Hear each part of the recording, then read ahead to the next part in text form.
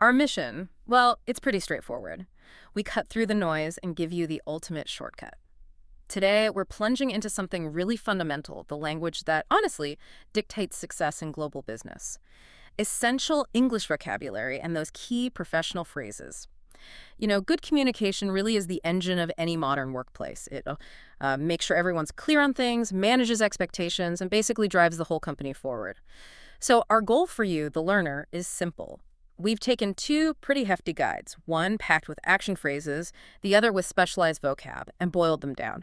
We're giving you the precise toolkit you need to step into pretty much any professional setting and feel, well, immediately in control. Exactly. And we're trying to organize this knowledge um, based on complexity. Think of language mastery, like Yeah. unlocking different levels of access in a company. The basic daily stuff, A1 and A2 levels, those are your entry keys, right? Mm. But the more advanced terms, B1 and especially B2, that's the strategic language.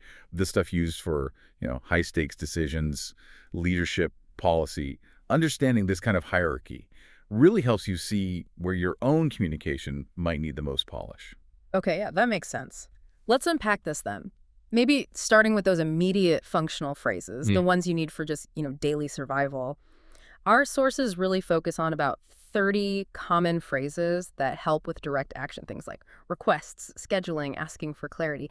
It's all about keeping that professional momentum going. For instance, if you're lost, you don't just blurt out, I don't know. No, you use a more professionally buffered phrase, like, could you clarify that? hmm It sort of politely shifts the focus to understanding the explanation rather than just admitting you're confused. And what's really essential here is how much of this language is actually built around managing time and, well, avoiding immediate conflict.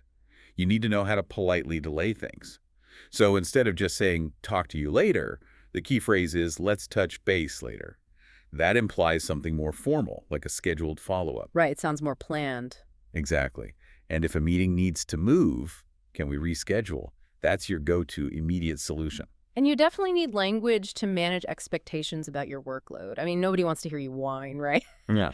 But people do need to know if you can actually take on more work. That's where a phrase like, I'm swamped right now comes in. It's concise, professional shorthand for, look, I am currently overloaded. Yeah. And this leads us neatly into the power of postponement, which is honestly a key advanced skill. Knowing how to say no, or at least not right now, while staying professional, that's gold. You might say something like, that's not feasible. It indicates something isn't practical or possible. It's a softer rejection than just a flat, no, I can't do it. Hmm. Feasible? Good word. But maybe the most famous strategic phrase is that corporate classic, can we table this for now? Ah, yes, table this. That phrase is such a great example of that B2 utility you mentioned. It sounds productive, doesn't it? But it's actually quite a sophisticated tactic. What's the real insight there? Why do people actually use it so much?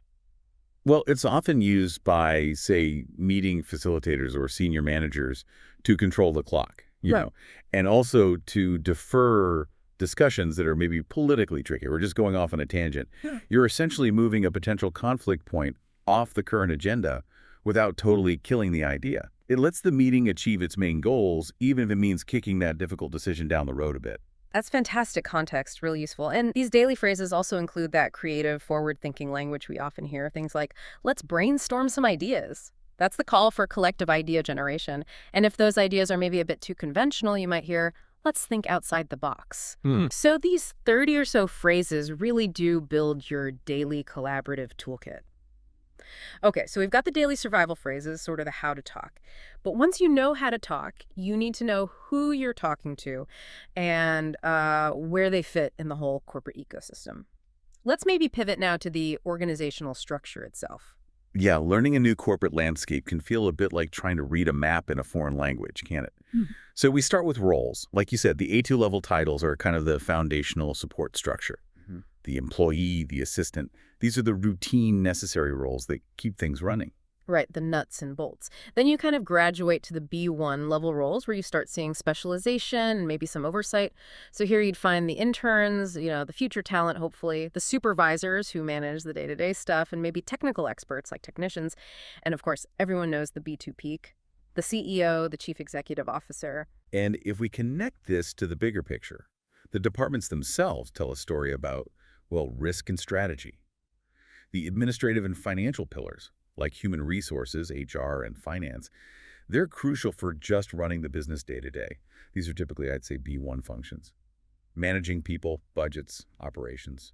But the really complex, sort of highest level strategic departments, those usually sit squarely at the B2 level, don't they? Exactly.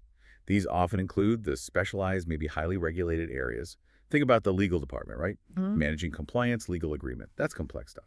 Or operations, handling the intricate logistics of the daily business. And often, the strategic future is driven by research and development, R&D, the department dedicated to creating and testing new products. Just knowing that R&D language is typically high-level B2 tells you it's a high-impact, probably high-stakes area. Okay, that paints a clear picture of the structure, the who. Let's shift now to the language of actually doing the work and managing expectations, so covering work activities and schedules. Yeah, we see the simple versus complex tasks laid out pretty clearly in the sources.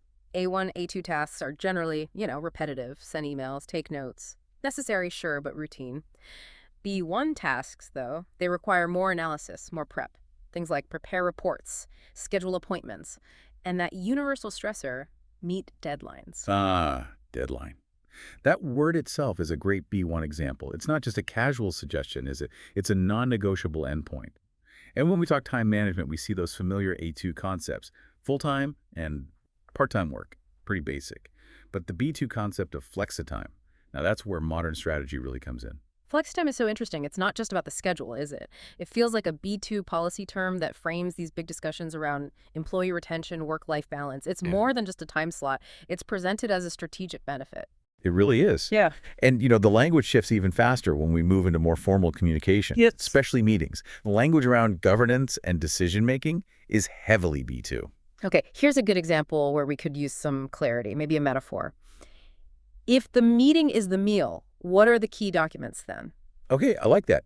Well, the agenda, that list of topics to cover, that's basically the menu for the meal. It tells everyone what to expect. That's B1 level. Right, the menu. Got it. But the minutes, the official written record of what was decided, who does what, that's the recipe card. That's B2 level. Yeah. And crucially, if it's not in the minutes, it arguably didn't happen officially. Ah, okay. The official record. And two really crucial B2 meeting goals are, first, to give feedback effectively. I mean, providing comments that actually help move the project forward, not just opinions. And second, the ultimate goal often is to reach a consensus. Consensus means you haven't just taken a vote. You've achieved a general agreement that hopefully everyone can live with. That ensures buy-in and cooperation later. Right, buy-in. Key concept. Right. So we've covered the structure, the action verbs, the meeting mechanics, but success isn't just about the words you use, it's also about how you show up, right? Let's dive into that critical language around soft skills and professional etiquette. Yeah, the sources highlight that you need a baseline of professional qualities. Being honest, responsible, punctual, these are pretty much necessary B1 requirements, table stakes almost. But the B2 skills, that's where you really start to differentiate yourself. Absolutely.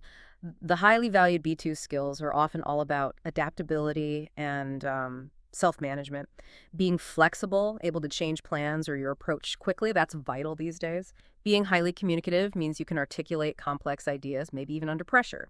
And my personal favorite, detail-oriented. Oh, yeah. We all know a project manager who maybe wasn't quite detail-oriented enough about that critical decimal point, right? Yeah. That B2 skill can literally save careers. Too true. And when it comes to behavior, the B1 concepts seem like basic adherence. Following the dress code, maintaining punctuality.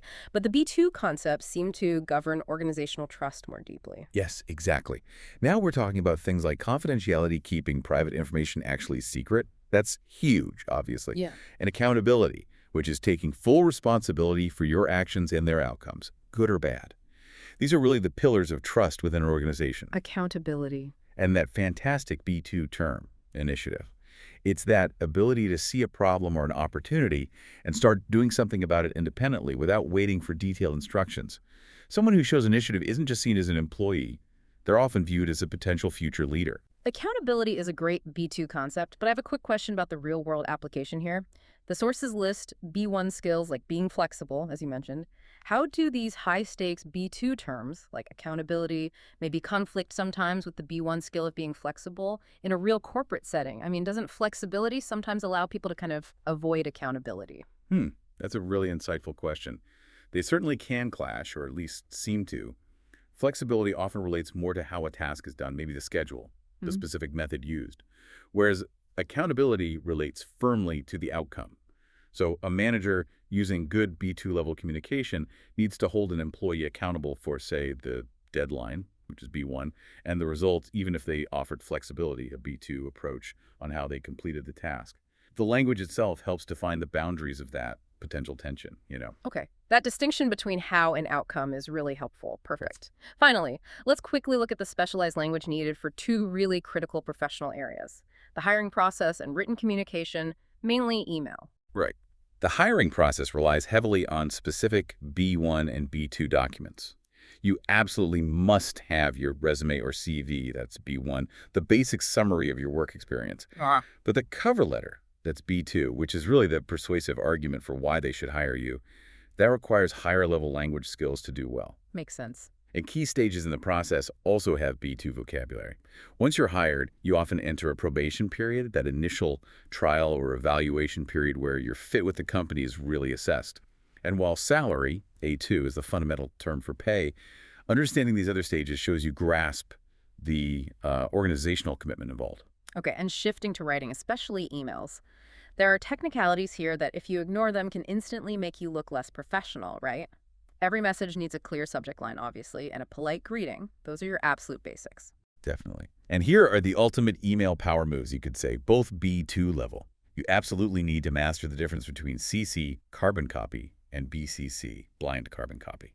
CC is all about transparency, showing everyone who's included in the loop. BCC, though, is subtle. It sends a copy to someone without the primary recipients knowing. Ah, the secret copy. Exactly. It's often used strategically, maybe to quietly involve a supervisor, or sometimes just to protect privacy when sending to a large list of clients, for example. Mastering those subtle distinctions, like the BCC, is exactly the kind of nuance we aim to highlight. It really is the difference between feeling a bit lost and feeling properly in command. And that command extends to tone as well. You have to be able to distinguish between a formal tone, polite, professional, generally B1, which you'd use for external clients or senior leadership, and an informal tone, more casual friendly A2, which is usually reserved for close colleagues you know well.